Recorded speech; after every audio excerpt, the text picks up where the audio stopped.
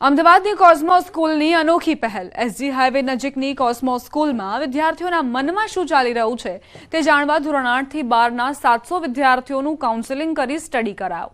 આ સ્ટડીથી વિદ્યાર્થીઓને કઈ ફિલ્ડમાં પોતાનું કરિયર બનાવવું તે નિષ્ણાંતોએ માર્ગદર્શન આપ્યું।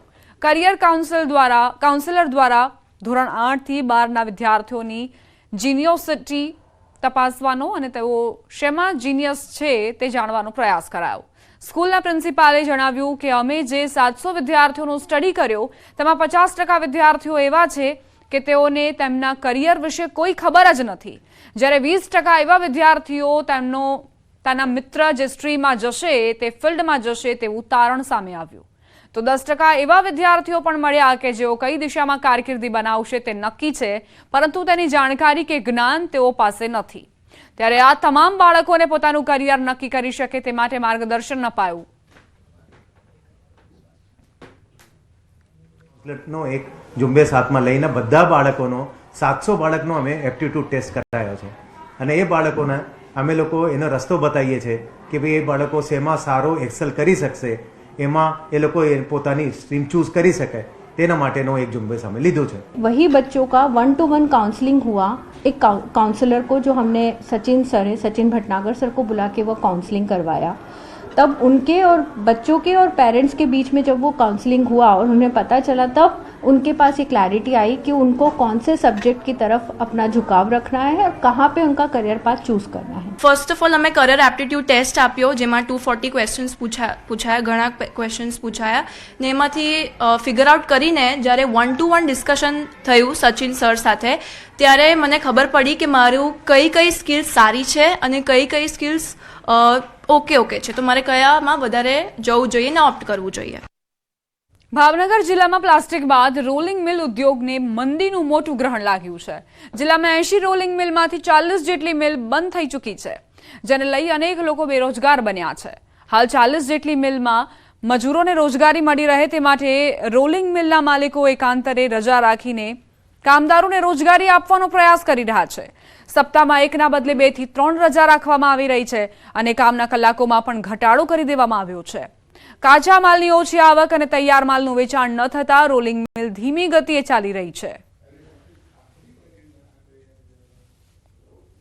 સરકાર જે છે એ અમને BIS માર્કા અંડર TMT બાર વેચવાની પરમિશન નથી આપી રહી અને આના કારણે અલંગ અને રોલિંગ મિલ માં ઘણી અસર પડેલી છે। ઓલમોસ્ટ હું એમ કહી શકું કે આશરે 10,000 વર્કર્સની રોજી છીનવાઈ ગઈ છે આની હિસાબે, અને ટ્રાન્સપોર્ટર્સ, ટ્રેડર્સ જે અમારી સાથે એસોસિએટેડ છે એ બધાને પણ ઘણો માર લાગ્યો છે। થોડા વર્ષ પહેલા ભાવનગર જિલ્લામાં 150 થી વધુ રોલિંગ મિલ ધમધમતી હતી।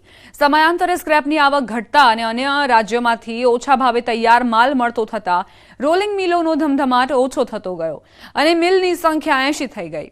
જો કે હવે ફરી મંદીના વમળમાં ફસાતા 40 જેટલી મિલ બંધ થઈ ગઈ છે। રોલિંગ મિલ માટે જરૂરી એવા સ્ક્રેપની આવક ઘટી રહી છે। અન્ય રાજ્યમાંથી સસ્તો માલ ગુજરાતમાં ઠલવાતો હોવાના કારણે ભાવનગર જિલ્લાની રોલિંગ મિલમાં તૈયાર થયેલ માલનું વેચાણ ઘટી રહ્યું છે, જેના કારણે હજારો ટન તૈયાર માલ રોલિંગ મિલોમાં હાલ ધૂળ ખાઈ રહ્યો છે। મિલ માલિકો સરકાર પાસે મદદની અપીલ કરી રહ્યા છે।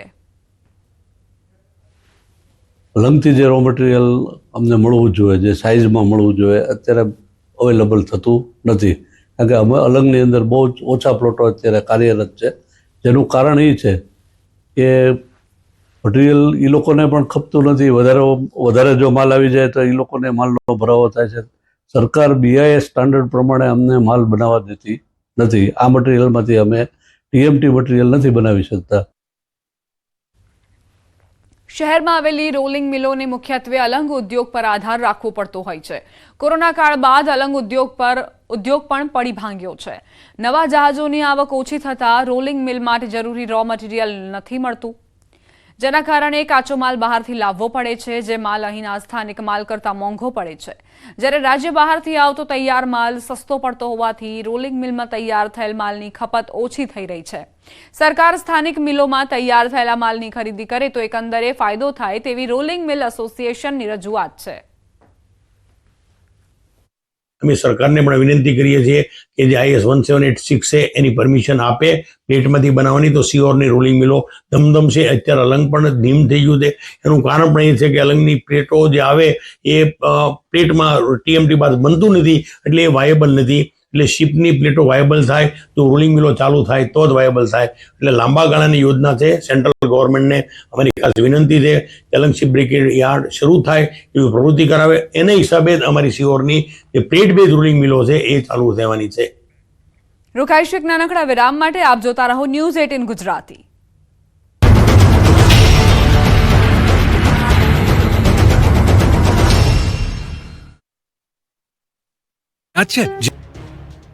ગુજરાતમાં શિયાળાએ ભૂક્કા કાઢી નાખ્યા છે. સતત 5 દિવસથી ઠંડીનું જોર યથાવત છે.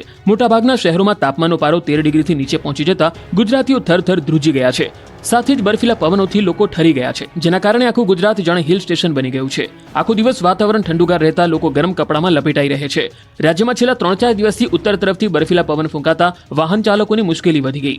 6.8 ડિગ્રી સાથે નર્મદામાં સૌથી વધારે ઠંડી છે, જે બાદ 7.8 ડિગ્રી સાથે નલિયા ઠંડુગાર રહ્યું, તો થરાદમાં 7.9 ડિગ્રી, દાહોદમાં 8.1 ડિગ્રી, અંબાજી મંદિરમાં 8.2 ડિગ્રી, વલસાડમાં 8.6 ડિગ્રી, ખંભાતમાં 9.4 ડિગ્રી, અમરેલીમાં 9.6 ડિગ્રી, ડાંગમાં 9.7 ડિગ્રી, ડીસામાં 9.9 ડિગ્રી, ભાવનગરમાં 10.2 ડિગ્રી તાપમાનનો પારો જતો રહ્યો હતો. અમદાવાદ શહેરનું લઘુત્તમ તાપમાન 14 ડિગ્રી સેલ્સિયસ, વડોદરાનું 12 ડિગ્રી સેલ્સિયસ, રાજકોટનું 11 ડિગ્રી સેલ્સિયસ અને સુરતમાં 15.2 ડિગ્રી સેલ્સિયસ લઘુત્તમ તાપમાન નોંધાયું હતું. હજુ પણ આગામી 24 કલાક સ્થિતિ યથાવત રહેવાની શક્યતાઓ છે. કચ્છ જિલ્લા માટે કોલ્ડ વેવની આગાહી કરવામાં આવી છે. કચ્છના છેવાડાના લખપત તાલુકામાં પણ શિયાળાની કાતિલ ઠંડી જાણે પૂંછડું વીંજી રહી હોય તે રીતે સખત ઠંડીનો માહોલ છે. લોકો ગરમ વસ્ત્રો સાથે ઠેક ઠેકાણે તાપણા પેટાવીને રક્ષણ મેળવી રહ્યા છે, તો બીજી તરફ ટાઢની સૌથી વધુ અસર દૂધાળા પશુઓ પર પડી છે. ઠંડીને કારણે દૂધ ઉત્પાદનની ક્ષમતામાં નોંધપાત્ર ઘટાડો થયો હોવાનું માલધારીઓનું માનવું છે. પહાડી વિસ્તારોમાં હિમવર્ષાના કારણે દેશના ઉત્તરીય રાજ્યોમાં શિયાળો તીવ્ર બની રહ્યો છે. આખું ભારત થરથર ધ્રુજી રહ્યું છે. એમાં પણ MP, અયોધ્યા, કાનપુર, આબુમાં ઠંડીએ 13 વર્ષનો રેકોર્ડ તોડ્યો છે. રાજસ્થાનના મોટાભાગના શહેરોમાં તાપમાન -, ડિગ્રીમાં પહોંચી જતા ઘરથી લઈ મેદાન સુધી ચારે બાજુ બરફની ચાદર પથરાઈ ગઈ છે. શેખાવતીના ફતેપુર, સિકર સહિતના શહેરોમાં પારો શૂન્ય અથવા માઇનસમાં ગગડી જતા લોકો રીતસરના ધ્રુજી ગયા છે. માઉન્ટ આબુમાં પણ જમ્મુ કાશ્મીર જેવી ઠંડી પડી રહી છે. આબુમાં પાંદડા પર બરફ જામી ગયો છે. માઉન્ટ આબુમાં કાતિલ ઠંડીએ લોકોને ઠૂંઠવી નાખ્યા. તાપમાન ફરી 2 ડિગ્રી ગગડતા લોકો તાપણાનો સહારો લેતા નજરે પડ્યા. માઉન્ટ આબુમાં ઘણા સ્થળોએ બરફ જામી ગયો છે. મેદાની વિસ્તારોમાં પણ બરફની ચાદર જોવા મળી. આ તરફ ઠંડીની મજા માટે મોટી સંખ્યામાં લોકો આબુ તરફ ઉમટી પડ્યા છે. પ્રવાસીઓને માઉન્ટ આબુમાં હાલ હિમાચલ અને કાશ્મીર જેવા વાતાવરણ